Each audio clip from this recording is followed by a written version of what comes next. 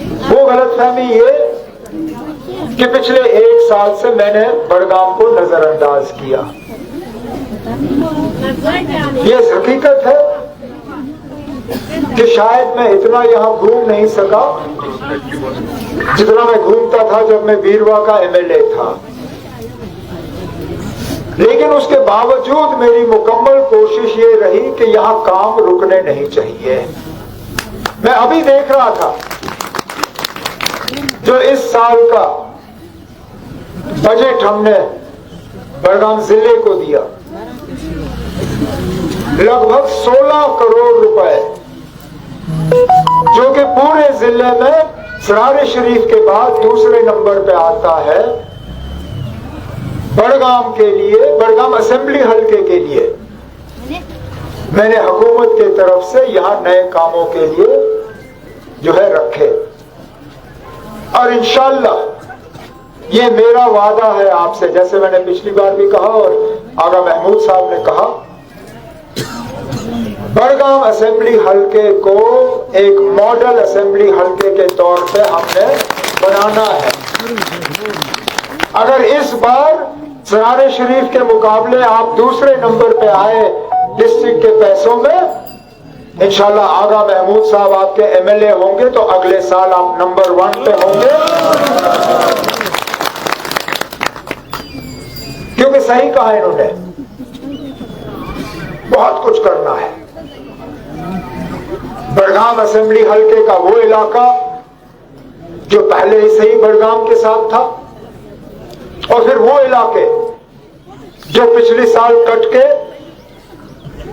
बड़गाम के साथ जोड़ दिए गए, जिसमें नारबल का ये पूरा बेल्ट आता है। और आपने तो मुझे आजमाया हुआ है, मुझे 6 साल नहीं मिले, 15 में मैं आपका एमएलए बना, 18 में असेंबली खत्म, 15, 16, 17, 18 का आधा हिस्सा। कोई इलाका ऐसा नहीं है जहां पे मैंने कम से कम छोटे मोटे काम ना उठाए हों। और सही कहा आगा महमूद साहब ने, हुकूमत हमारी नहीं थी, हुकूमत हमारे मुखालिफ जमात की थी। जो हुकूमत से मुझे पैसे नहीं मिलते थे वो यहां दाएं बाएं अपना झोली फैला के जो है मैं अपने साथियों से लेता था। कोई एमएलसी नेशनल कॉन्फ्रेंस का नहीं था जिसके पैसों पे मेरी नजर नहीं थी, जिनका एमएलए फंड, एमएलसी फंड मैंने लेके यहां खर्चाया नहीं। और तब हुकूमत नहीं थी ना, आज हुकूमत हमारी है। आप बताइए करना क्या है, बाकी मेरी जिम्मेदारी है, वो हम कर देंगे। लेकिन थोड़ा सा आपको सोचना भी होगा, आज तमाम ताकतें हमारे खिलाफ क्यों? आज सारी तकरीरें जो होती हैं सिर्फ और सिर्फ नेशनल कॉन्फ्रेंस उनका निशाना होता है, चाहे उम्मीदवार बीजेपी का, उम्मीदवार पीडीपी का, उम्मीदवार अपनी पार्टी का, आजाद उम्मीदवार, जो भी, उनकी तकरीर में निशाना नेशनल कॉन्फ्रेंस, उमर अब्दुल्ला, आगा महमूद। क्यों? क्योंकि उन लोगों की तरह हमने धोखा नहीं दिया। याद करिए 2014 जब मैं मैदान में उतरा था बीरवा से, हमारी मुखालिफ जमात, ये कलम दवात वाले, इन्होंने क्या कह के वोट मांगे कि बीजेपी को बाहर रखने के लिए पीडीपी को वोट देना जरूरी है। जम्मू कश्मीर के लोगों ने शायद 28 या 29 सीटें उस वक्त, और दूसरे दिन मुफ्ती साहब ने क्या किया, बीजेपी के साथ हाथ मिलाया। हमने भी बीजेपी के खिलाफ वोट मांगे। पिछले साल हर तकरीर में मैंने कहा कि अगर बीजेपी को रोकना है, नेशनल कॉन्फ्रेंस की कामयाबी उसके लिए जरूरी है। आप लोगों ने अपने कीमती वोटों से हमें नवाजा, हमें कामयाब किया क्या हमने बीजेपी के साथ हाथ मिलाया? नहीं। अरे जो लोग आज यहां बड़गाम में अपना उम्मीदवार मैदान में उतार के इलेक्शन लड़ रहे हैं, जम्मू कश्मीर में 2 इलेक्शन है आज, एक बड़गाम में, एक नगरोटा में। जरा उनसे पूछिए नगरोटा में उनका उम्मीदवार कहां है? अगर वाकई वो बीजेपी के मुखालिफ है, नगरोटा में उनका उम्मीदवार क्यों नहीं है? कहां है पीडीपी का उम्मीदवार नगरोटा में? कहां है अपनी पार्टी का उम्मीदवार नगरोटा में?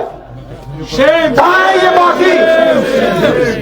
इन्होंने मैदान ही छोड़ दिया। वहां अगर मुकाबला है तो नेशनल कॉन्फ्रेंस और बीजेपी का है और किसी का नहीं है। यहां कश्मीरियों को धोखा देते हैं, वहां खामोश रहते हैं। सोचो, क्योंकि अंदर अंदर से जो इनका पुराना रिश्ता 2014 में कायम हुआ, वो रिश्ता आज भी अगर नहीं होता, आज महबूबा मुफ्ती साहिबा नगरोटा में तकरीर कर रही होती, नगरोटा में उम्मीदवार खड़ा किया होता। सही बात। इसमें सोचने की बात है।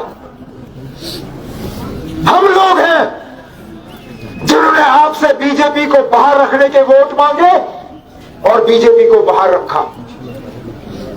हमने आपसे वोट मांगे ये कहते हुए कि आपकी असेंबली बनेगी, हम 5 अगस्त 2019 के खिलाफ आपकी आवाज बुलंद करेंगे।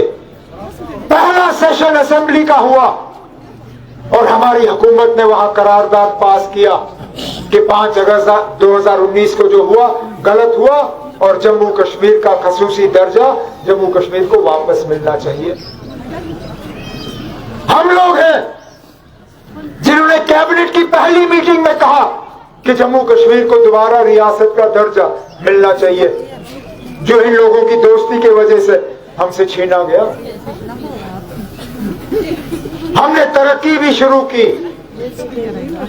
आपकी हुकूमत आप तक पहुंचाया, लेकिन अपने सियासी वादे भी हमने मुकम्मल किए।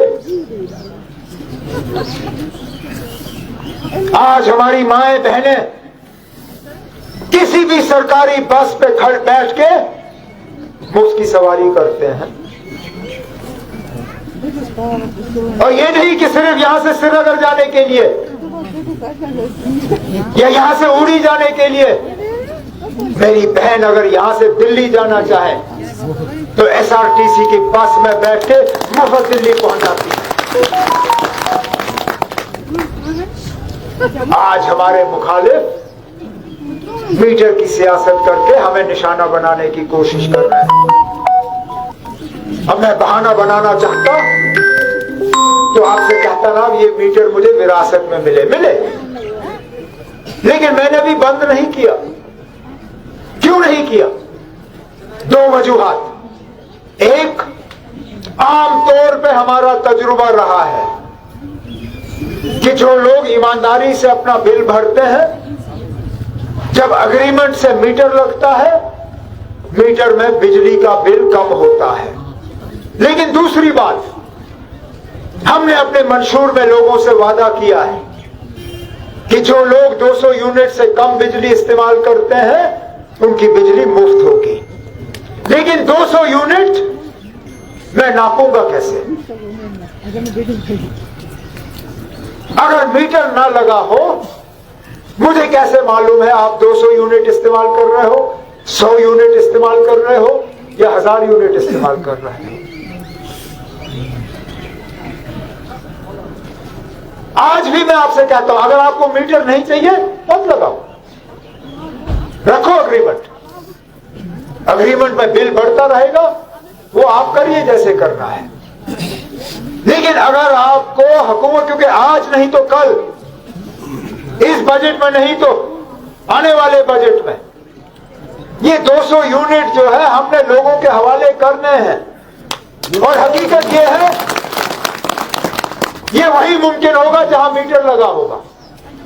तो मैं आज दोबारा कहता हूं, मैं आपको मीटर लगाने पे मजबूर नहीं करूंगा, लेकिन कल को जब ये 200 यूनिट देना शुरू होगा और आपके घर में मीटर नहीं लगा होगा, फिर आप आगा महमूद साहब को पकड़ के ये नहीं कहना ना मुझे बिल क्यों पहुंचाया जा रहा है।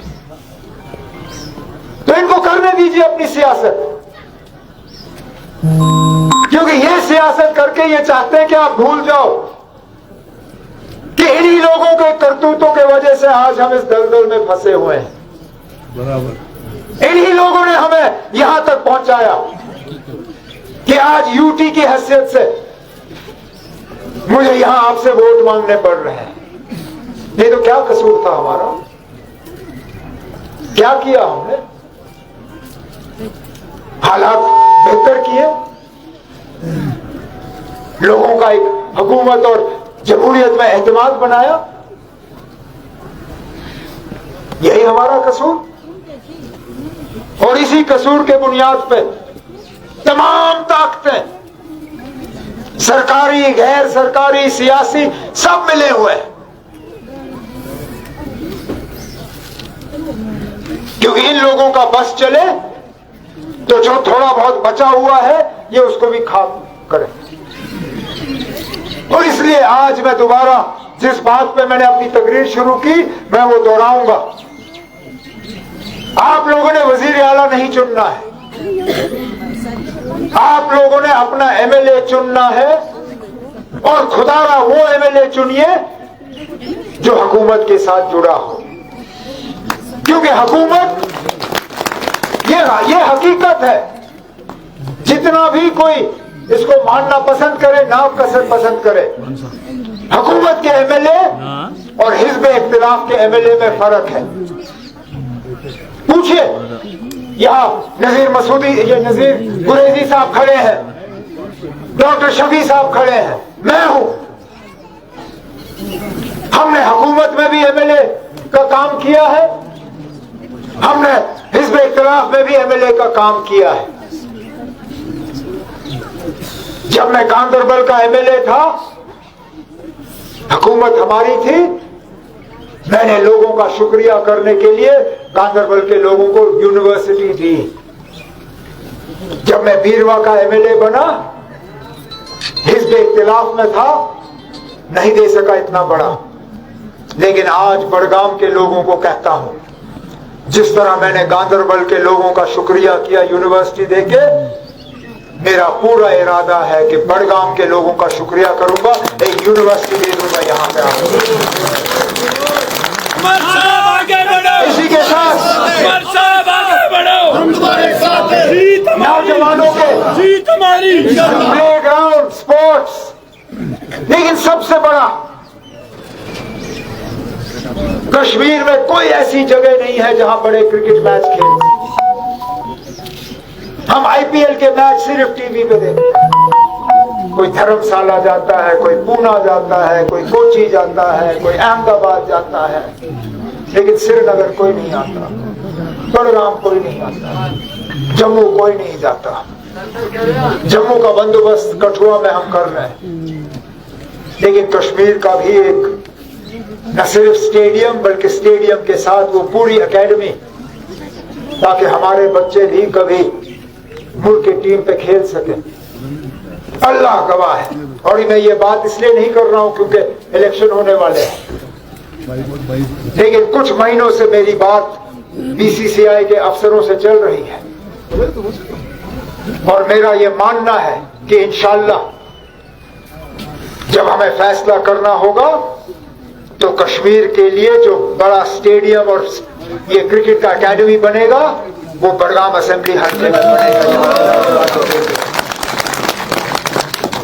लेकिन ये सब तब मुमकिन होगा जब आप किसी ऐसे एमएलए को यहां से कामयाब करके भेजो जो बिना इजाजत मांगे मेरे दफ्तर में घुस के आपके हकूक के लिए लड़ सके, आपके तरक्की के लिए लड़ सके, बड़गाम असेंबली हल्के और नारबल के मुश्किलात को कम करने के लिए लड़ सके।